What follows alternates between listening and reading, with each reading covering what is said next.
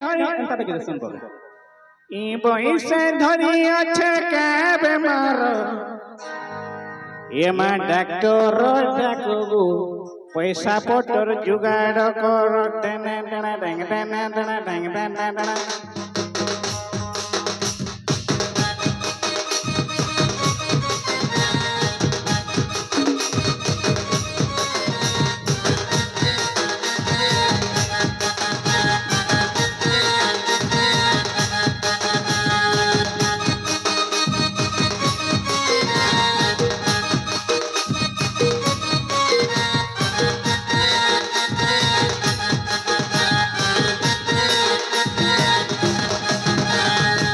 বয়সে ধরি আছে কে বেমার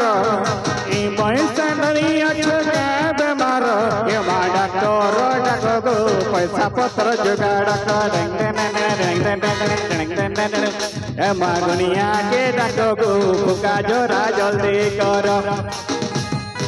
खाना पीना कले से ना लगवे टंकू परछा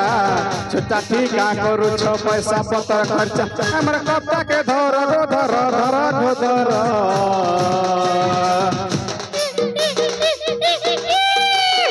ये मा डॉक्टर डाको पैसा पत्र जुगाड़ कर ये मा दुनिया के डाको फुका जोरा जल्दी कर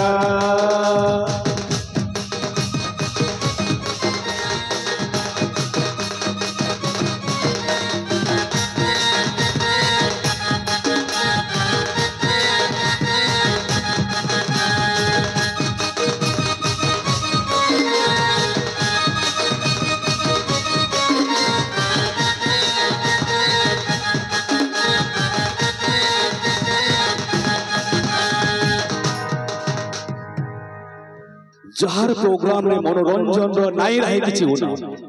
जहार प्रोग्राम रे मनोरंजन रो नाई रहे किछि उना जहार कथार अंदाज रे हली जाय सी जमाना जहार गीत सुनी करी छोरारू बुढ़ा तो है जयसन दीवाना ही is not other then the original singer of city college वाली को जोरदार ताली के साथ स्वागत कीजिएगा ऑन द आपका फेवरेट मेरा फेवरेट सुन चाहने वाला ही is not other than mister Suresh Sona on the dais please